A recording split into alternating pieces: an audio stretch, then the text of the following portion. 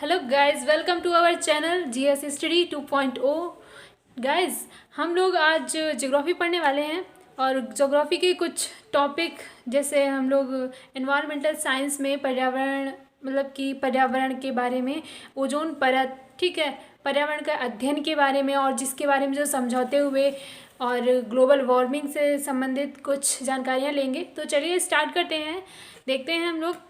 Guys देखिए, ये है हमारा एनवायरमेंटल साइंस और एनवायरमेंटल साइंस में आ जाता है जलवायु परिवर्तन, ग्लोबल वार्मिंग, हरितगृह प्रभाव, ओजोन परत, आम्ल वर्षा, पर्यावरण से जुड़ी समस्या एवं बीमारियाँ। तो गैस देखिए, ये जो हमारी है ये पृथ्वी है, ठीक है। और इस मतलब कि पृथ्वी पर सबसे मध्य से जो हमारी रेखा जाती है वो हमारी कौन सी है? 0 डिग्री पर विषुवत रेखा और भूमध्य रेखा है ना। और इसी के ऊपर अगर हम लोग नॉर्थ में चलते हैं तो मिलती है 23.5 डिग्री पर कर्क रेखा, और ऊपर जाते हैं 66.5 डिग्री पर मिलती है नॉर्थ पर आर्कटिक रेखा, ठीक है। और यहीं अगर 0 डिग्री से हम लोग साउथ पर चलेंगे 23.5 डिग्री तो हमको मिलती है मकर रेखा, और अगर नीचे और जाते हैं 66.5 डिग्री पर हमको मिलती है आर्कटिक रेखा, ठीक, अंटार्कटिक रेखा। ओके, अब ये तो हमारी हो गई रेखाएं कि मतलब मध्य से तो हमारी विषुवत रेखा होकर जाती है। और देखिए, हमारे पृथ्वी पर 2 पोल हैं, एक नॉर्थ पोल और एक साउथ पोल। 90 डिग्री पर हमारे दोनों स्थित होते हैं। और जो हमारे साउथ पोल है, इस पर हमारे रिसर्च सेंटर स्थित हैं। तो जो हमारा साउथ पोल पे जो रिसर्च सेंटर है, जो हमारा पहला रिसर्च सेंटर हमारा है दक्षिण गंगोत्री, और दूसरा मैत्री, और तीसरा हमारा क्या है? भारती है। और यहीं पर अगर नॉर्थ में देखें हम लोग तो हमारा एक ही रिसर्च सेंटर बचा है, वो भी है हमारा हिमाद्री, ठीक। अब देखिए, विषुवत रेखा 0 डिग्री पर स्थित है, ठीक, ये तो सबको पता है। लेकिन मासी 21-23 ये क्या है? मासी मतलब मार्च और सितंबर, 21 मार्च और 23 सितंबर को, है ना, समझ आ रहा है? तो 21 मार्च और 23 सितंबर को हमारी मतलब विषुवत रेखा पर जो किरणें होती हैं वो लंबवत पड़ती हैं, है ना। देखिए, ये 21 मार्च मतलब माह का मतलब मार्च, और 21 पहला वाला लिया, ठीक है। और यही हमारा जो सितंबर, और ये 23 सितंबर यहाँ गए और यहाँ गए, मतलब इस चीज़ के थ्रू ये फिगर तैयार करने पर हमको गाइस काफ़ी क्वेश्चंस ऑटोमेटिकली लर्न हो जाएंगे। तो मतलब 21 मार्च और 23 सितंबर को विषुवत रेखा पर जो हमारी सूर्य की किरणें होती हैं वो लंबवत पड़ती हैं, है ना। और यहीं देखिए, 21 जून को कर्क रेखा पर सूर्य की किरणें क्या पड़ती हैं? हमारी लंबवत पड़ती हैं। और यहीं अगर नीचे देख लें तो 22 दिसंबर को मकर रेखा पर सूर्य की किरणें क्या पड़ती हैं? लंबवत पड़ती हैं। तो ये हो गया। अगर क्वेश्चन पूछ देता है हमसे कि विषुवत रेखा पर सूर्य की किरणें कब लंबवत पड़ती हैं, तो 21 मार्च और 23 सितंबर को। मकर की रेखा पर कब लंबवत पड़ती हैं? तो 21 जून को पड़ती हैं। और मकर रेखा पर कब पड़ती हैं? तो 23 दिसंबर को पड़ती हैं। और क्वेश्चन पूछ देता है कि मतलब कि अगर मतलब क्वेश्चन आ जाए हमारे पास कि बड़ा दिन कब होता है, विषुवत रेखा पर दिन और रातों की अवधि कब बराबर होती है, कब बड़े होते हैं, तो हम लोग देते हैं 21 मार्च और 23 सितंबर को। 21 मार्च और 23 सितंबर को जो विषुवत रेखा पर जब किरणें पड़ती हैं तो हमारे दिन और रातों की अवधियाँ क्या होती हैं? बराबर होती हैं, है ना। और जैसे काफ़ी क्वेश्चंस आ जाते हैं हमारे। देखिए, लिखा हुआ है विषुवत रेखा पर भूमध्य रेखा पर कितने डिग्री पर स्थित है? 0 डिग्री पर स्थित है, ठीक। कर्क रेखा कितने डिग्री पर है? तो 23.5 डिग्री नॉर्थ में है हमारी। मकर रेखा कितने पर है? तो 23.5 डिग्री साउथ में है। यही आर्कटिक रेखा कितने डिग्री पर है? 66.5 डिग्री नॉर्थ में है। और अंटार्कटिक रेखा हमारी कहाँ है? 66.5 डिग्री साउथ में है। और विषुवत रेखा पर किरणें कब लंबवत पड़ती हैं? 21 मार्च और 23 सितंबर को। और विषुवत रेखा पर दिन और रात की अवधि कब बराबर होती है? तो 21 मार्च और 23 सितंबर को बराबर होती है। कर्क रेखा पर सूर्य की किरणें कब लंबवत पड़ती हैं? तो 21 जून को लंबवत पड़ती है हमारी। और यही नेक्स्ट पूछ देता है क्वेश्चन, अगर आ जाता है कि उत्तरी ध्रुव पर दिन कब बड़ा होता है, तो 21 जून को उत्तरी ध्रुव पर दिन हमारा बड़ा होता है। उत्तरी गोलार्ध मतलब नॉर्थ में हमारा दिन की अवधि कब बड़ी होती है? 21 जून को बड़ी होती है। और अगर कहते हैं मकर रेखा पर सूर्य की किरणें कब लंबवत पड़ती हैं, तो 22 दिसंबर को लंबवत पड़ती हैं। और कहते हैं दक्षिणी गोलार्ध में बड़ा दिन कब होता है? तो 22 दिसंबर को बड़ा होता है। अब देखिए, लिखा हुआ है दारू, मतलब ये वर्ड थोड़ा सुनने में और लगेगा, बट इसके थ्रू हम लोग याद कर सकते हैं। टी का मतलब क्या हो गया? दक्षिणी ध्रुव, ठीक। यू का मतलब क्या हो गया हमारा? उत्तरी ध्रुव। अब देखिए, ए का मतलब हो गया एंडरसन, और आर का मतलब होगा रिवर्ट पियरे। तो डी ए से मिला हमारा दक्षिणी ध्रुव, और ए से एंडरसन मिला, तो मतलब दक्षिणी ध्रुव की खोज किसने की? एंडरसन ने की। और यू हो गया उत्तरी ध्रुव और आर से होगा रॉबर्ट पेयरे। तो मतलब उत्तरी ध्रुव की खोज किसने की? रॉबर्ट पेयरे ने। तो इस वर्ड से हम लोग याद कर सकते हैं, सिंपल आसानी रहेगी कैसे याद करने में हम लोगों को कि दक्षिणी ध्रुव की खोज एडवेंशन ने की थी और उत्तरी ध्रुव की खोज हमारी किसने की थी? रॉबर्ट पेयरे ने की थी। ठीक, आगे बढ़ते हैं। देखो क्वेश्चन भी दिया हुआ है कि उत्तरी ध्रुव की खोज किसने की? रॉबर्ट पेयरे ने। दक्षिणी ध्रुव की खोज एडवेंशन ने। और ओजोन परत दिवस कब मनाया जाता है? 16 सितंबर को। ठीक है, तो मतलब ये क्वेश्चंस आ जाते हैं एग्जाम में, तो याद करने में इन जैसे बाय फिगर अगर हम लोग तैयार करते हैं तो काफ़ी क्वेश्चंस ईजिली हम लोग को समझ में आ जाते हैं। और ऐसे एक एक क्वेश्चन तैयार करने में ना हम लोग को प्रॉब्लम होती है। तो ये इसीलिए जो कुछ वर्ड होते हैं शॉर्टकट की, इसके थ्रू हम लोग याद कर सकते हैं। अब देखिए, ये देखिए हमारी पृथ्वी है, ठीक, और ये जो चारों तरफ है ये हमारी क्या है? ओजोन परत है ना। अब ओजोन परत की जो मोटाई होती है वो किस में नापी जाती है? डाप्शन में मापी जाती है ओजोन परत की मोटाई को हम लोग। और ओजोन परत का अध्ययन करने के लिए जो सबसे पहले यान गया था उसे निम्बस 7 कहते हैं। निम्बस 7 यान ओजोन परत के अध्ययन के लिए भेजा गया था। और ओजोन परत में आप सबको पता है हमारी ओजोन परत में क्या हो रहा है? छिद्र हो रहे हैं छोटे छोटे। लेकिन ओजोन परत में जब पहला छिद्र हुआ था तो हमारे वैज्ञानिक हैं जोसेफ फॉरमैन ने, इन्होंने बताया था कि मतलब ओजोन परत में छिद्र हुआ था। सबसे पहले इन्होंने ही बताया था कि हमारी ओजोन परत में जो है छिद्र हो रहा है। तो जो वैज्ञानिक है उनका नाम क्या है? Joseph Farman. और छिद्र कहाँ हुआ था सबसे पहला? वो हुआ था अंटार्कटिका में, है ना। अंटार्कटिका में जो हमारी 7.5 डिग्री साउथ पे स्थित होती है। देखिए, और ये जो हमारी है CFC मतलब क्लोरोफ्लोरोकार्बन, और CCCl4 का मतलब होगा कार्बन टेट्राक्लोराइड। ये मतलब हमारी जो ओजोन परत को है इनसे, इन गैसों से हमारी ओजोन परत को क्या पहुंच रही है? नुकसान पहुंच रहा है। तो क्वेश्चन आ जाते हैं जैसे पृथ्वी का सुरक्षा कवच किसे कहते हैं? तो ओजोन परत को कहते हैं। ओजोन परत हमारी किससे सुरक्षा प्रदान करती है? तो सूर्य से आने वाली पराबैंगनी किरणों से। और ओजोन परत को नुकसान पहुँचाने वाले गैस कौन सी है? क्लोरोफ्लोरोकार्बन या कार्बन टेट्राक्लोराइड।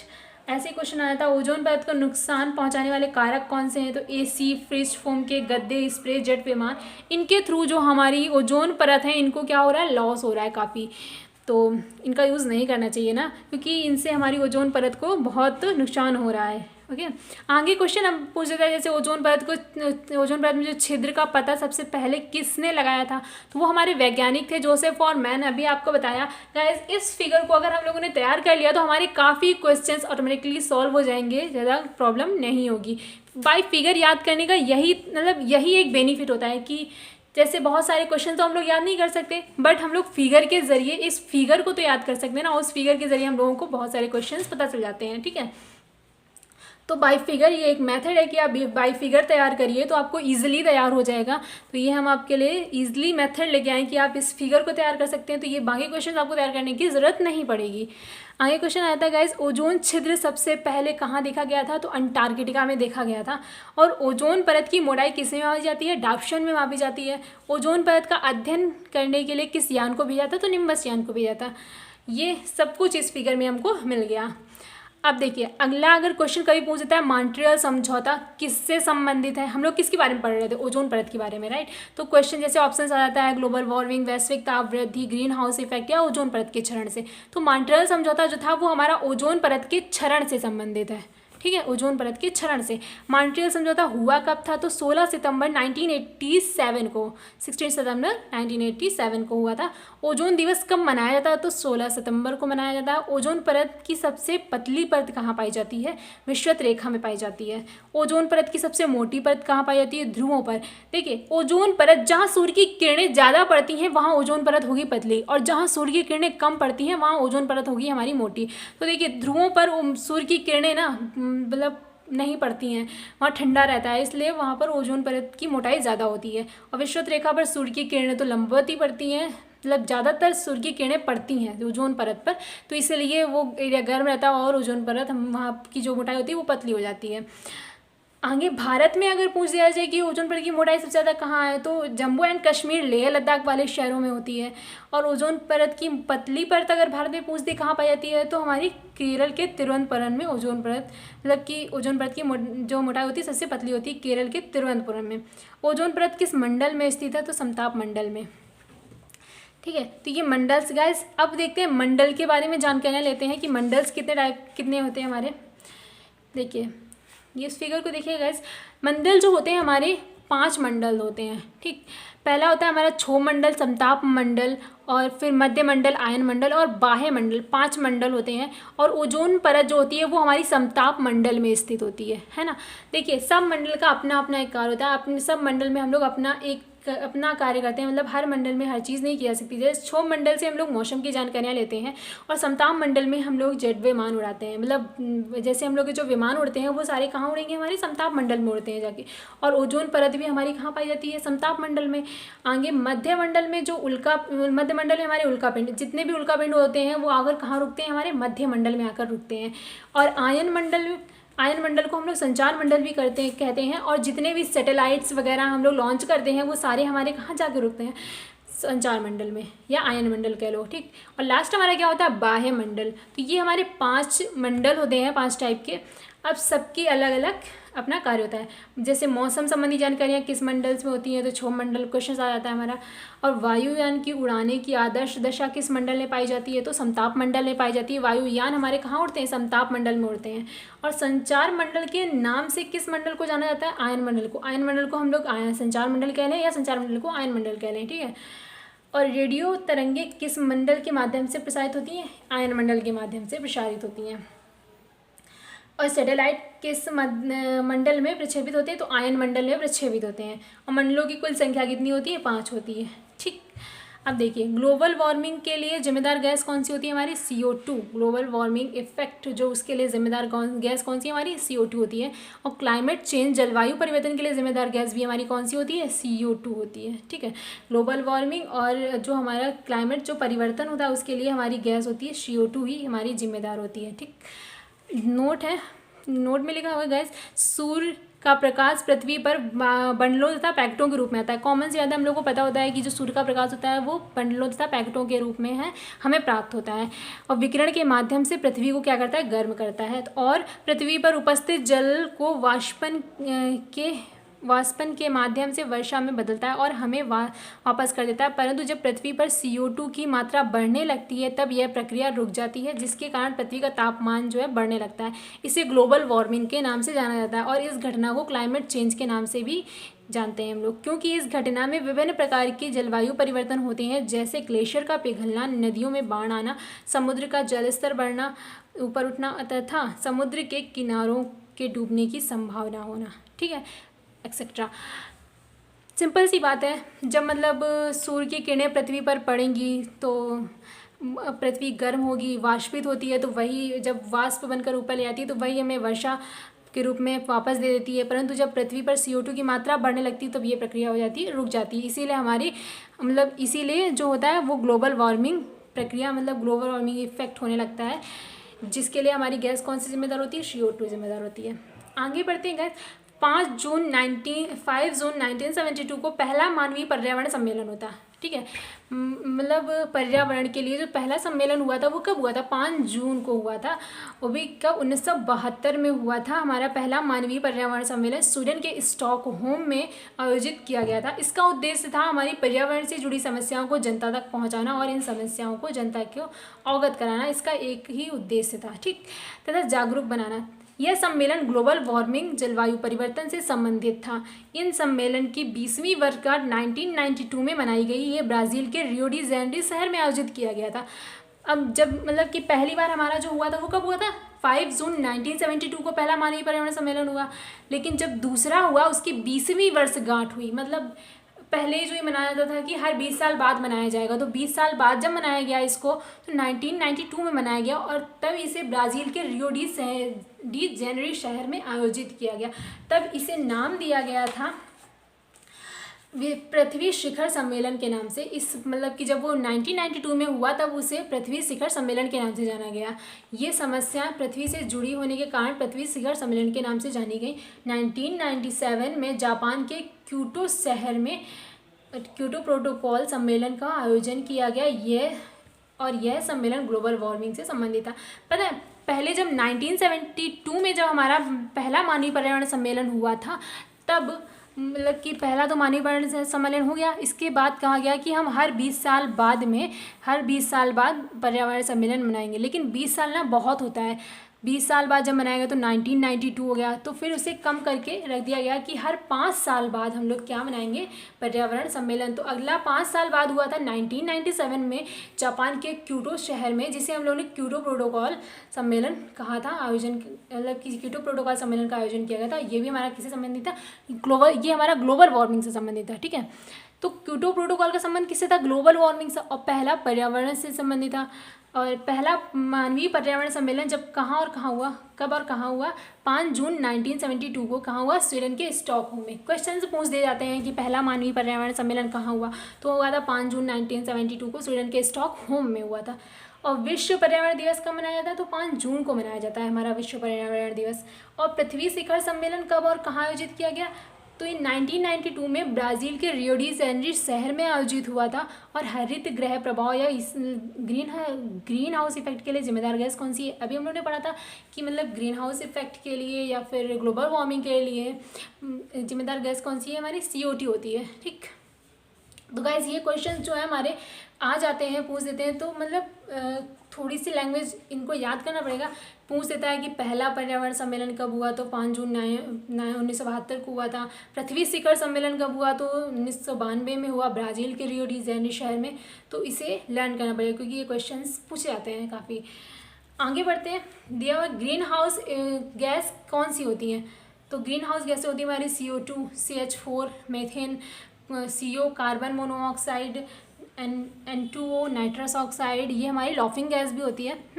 तो मीथेन गैस कहाँ पाई जाती है, मीथेन गैस दलदली भूमि में, धान की खेती में, पशुओं की जुबाली में और बारूद की सुरंगों में। जहाँ पर भूमि मतलब हमारी बहुत दलदल होती है, जहाँ पर मतलब कि दलदल मतलब जैसे धान लगाते हैं तो दलदली भूमि लगता है ना, इसलिए वहाँ पर मीथेन गैस हमारी अधिक पाई जाती है। और पशुओं की जुबाली में पाई जाती है, और कहाँ, बारूद की सुरंगों में मीथेन गैस अधिक पाई जाएगी। और हास्य गैस कौन सी होती है, N2O, देखिए दिया हुआ है, हास्य गैस हमारी होती है N2O।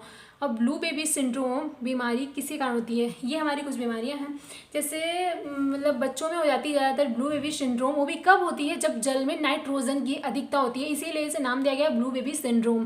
बीमारी किसी कारण होती है, जल में जब नाइट्रोजन की अधिकता हो जाती है तब ये बीमारी होती है। और मिनी माटा बीमारी किसके कारण होती है, पारा के कारण होती है, पारा के। और मिनी माटा बीमारी जापान का एक शहर है, उस वहाँ पर एक नदी बहती है जहाँ की मछलियों में ये भी मतलब कि ये मिला था, पारा की अधिकता, वहाँ के जल में पारा अधिक था, तो वहाँ की मछलियाँ मरने लगी थी। और जब मछलियाँ मरने लगी थी तो जब वैज्ञानिकों ने रिसर्च किया तो पता चला कि इस पानी में पारे की अधिकता के कारण ये बीमारी हुई है, जिसे नाम दिया गया मिनी माटा बीमारी, जिसके कारण ये होती है पारा की अधिकता कारण, मतलब जब जल में पारा की अधिकता हो जाती है तब ये बीमारी होती है। और इटाई नामक बीमारी किसके कारण होती है, कैडमियम के कारण होती है इटाई नामक बीमारी। अब देखिए क्वेश्चन जैव विविधता से जुड़े हुए हैं। जैव विविधता कहाँ अधिक पाई जाती है, जैसे ऑप्शंस में दे देता है, जहाँ तापमान और आर्द्रता दोनों अधिक होती हैं, या फिर कह दे जहाँ तापमान और आर्द्रता दोनों कम होती है, या जहाँ तापमान और आर्द्रता दोनों अधिक होती हैं। सी ऑप्शन जैसे दे देता है जहाँ तापमान कम और आर्द्रता अधिक। डी ऑप्शन में दे देता है जहाँ तापमान अधिक और आर्द्रता कम। तो हमारा जहाँ तापमान, बी ऑप्शन सही है, जहाँ तापमान और आर्द्रता दोनों अधिक होंगी हमारी, वहाँ पर जैव विविधता क्या पाई जाएगी, अधिक पाई जाएगी। तापमान और आर्द्रताएं दोनों अधिक होंगी, वहाँ जैव विविधता क्या होगी, अधिक होगी। आगे देखिए, जैव विविधता सबसे अधिक कहाँ पाई जाती है, तो जैव विविधता जो होती है सबसे अधिक हमारी विषुवत रेखा में पाई जाती है ना। तापमान और आर्द्रता वहाँ दोनों अधिक होंगी, इसलिए हमारी जैव विविधता सबसे अधिक कहाँ पाई जाती है, विषुवत रेखा पर। ऑप्शन जैसे दे देता है विषुवत रेखा, कर्क रेखा, मकर रेखा और ध्रुव पर, ऐसे ऑप्शन हमें देगा। तो सबसे पहला ऑप्शन हमारा सही है, विषुवत रेखा पर सबसे ज़्यादा क्या होती है, जैव विविधता पाई जाती है। और जैव विविधता कहाँ कम पाई जाती है, तो ध्रुवों पर हमारी जैव विविधता क्या होती है, कम पाई जाती है। अब ये फिगर देखिए, ठीक है गाइस, इस फिगर के थ्रू ये जो बता रहा है ये हमारी क्या है, ग्रीष्मकालीन मानसून जो है वो यहाँ से प्रवेश करता है, ठीक। और 80% वर्षा करता है अपनी, मतलब कि 80% वर्षा जो होती है वो ग्रीष्मकालीन मानसून से ही होती है। तो जैसे क्वेश्चन पूछ दिया था, ग्रीष्मकालीन मानसून किस दिशा से प्रवेश करता है, दक्षिण पश्चिम दिशा से प्रवेश करता है। इससे प्रवेश करेगा साउथ और वेस्ट, ठीक है, वेस्ट और साउथ से हमारी मतलब जो होता है ग्रीष्मकालीन मानसून वो प्रवेश करता है। ग्रीष्मकालीन मानसून किस राज्य से प्रवेश करता है, तो भारत का यहाँ पर केरल राज्य ही पड़ता है। देखिए केरल राज्य से प्रवेश करता है हमारा ग्रीष्मकालीन मानसून। और ग्रीष्मकालीन मानसून कुल वर्षा का कितने प्रतिशत वर्षा करता है, तो 80% वर्षा करता है हमारा ग्रीष्मकालीन मानसून। 80% वर्षा करता है ग्रीष्मकालीन मानसून अपनी वर्षा का। ठीक, तो गाइज ये कुछ क्वेश्चंस थे हमारे मतलब पर्यावरण से जुड़े, ग्लोबल वार्मिंग से जुड़े, और ग्लोबल वार्मिंग सम्मेलन कब हुए, और ओजोन परत से जुड़े। तो गाइज़ ये जानकारियाँ थी। आई होप आप सबको वीडियो अच्छा लगा हो गाइज़। तो वीडियो को अच्छा लग रहा हो तो लाइक करना, शेयर करना, सब्सक्राइब करना, और आगे के वीडियोज़ आपको मिलते रहेंगे। तो गाइज़ लाइक शेयर सब्सक्राइब करना ना भूलना। Thank you.